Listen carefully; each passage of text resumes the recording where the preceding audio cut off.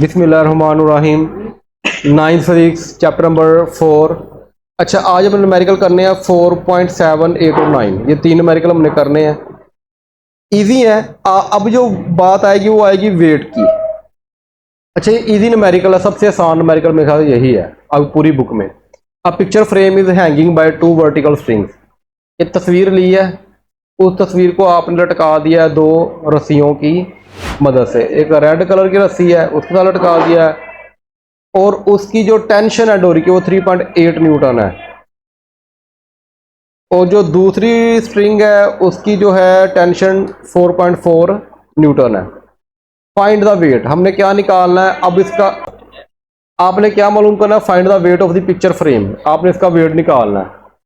तो लाजिम बात है, अगर आप इस पहले डाटा लिख लेते हैं इसका, सिंपल है। Get tension T1 3.8 newton, T2 4.4 newton. Weight हमने मालूम करना है। वेट जो है वो दोनों डोरियों की टेंशन के प्लस के बराबर है, सम के बराबर है।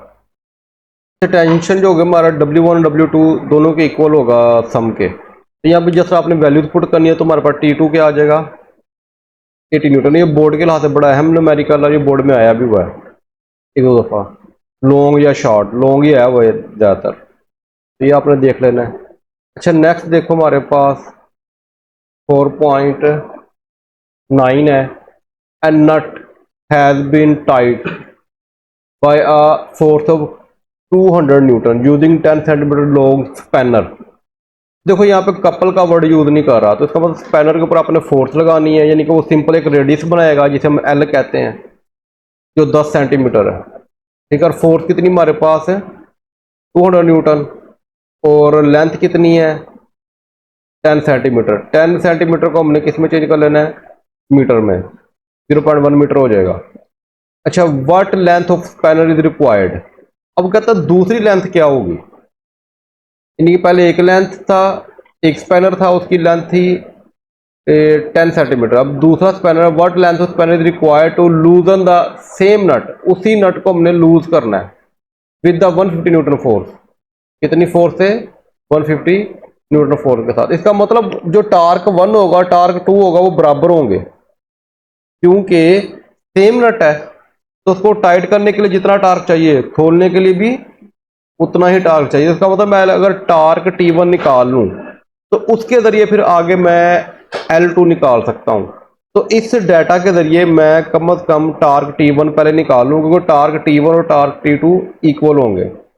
तो T1 के लिए देखो F1 कितना है 200 और लेंथ कितनी है 0.1, तो क्या आंसर आ जाएगा 20 न्यूटन मीटर आ जाएगा हमारे पास। ये हमारे पास टार्क आ जाएगा T1।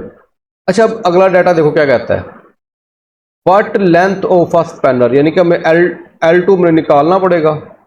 L2 में निकालना है, what length of spanner is required, L2 में निकालना है लूजन द सेम नट, यानी सेम नट का मतलब जो टार्क सेम था पहले, उसी टार्क के जरिए आपने उसको लूज करना। और फोर्स कितनी लगानी है 150 न्यूटन। 150 न्यूटन लगानी है, और मैंने बता दिया है कि जितना उसको टाइट करने के लिए टार्क चाहिए उतना ही लूज करने के लिए चाहिए। तो हमारा T1 और T2 इक्वल होंगे, तो T1 हमारा कितना है 20 न्यूटन, तो T2 भी कितना होगा 20 न्यूटन ही होगा। तो T2 का फार्मूला लगा लो यहाँ पे, T2 equal to F2 into L2, यानी कि टार्क का फार्मूला तो वही होगा ना, फोर्स इंटू लेंथ। तो अब हमारे पास टार्क जो है T2 वो है 20 न्यूटन, फोर्स हमारी 150 है, L2 निकालना है। ये मल्टीप्लाई हो जाएगा, क्या हो जाएगा डिवाइड हो जाएगा। तो L2 किसके इक्वल आ जाएगा हमारे पास 0.133 मीटर के इक्वल आ जाएगा। क्लियर होगी बात यहाँ तक। ये भी न्यूमेरिकल बोर्ड के लिहाज से बहुत अहम है, ये भी काफ़ी दफ़ा आया हुआ है।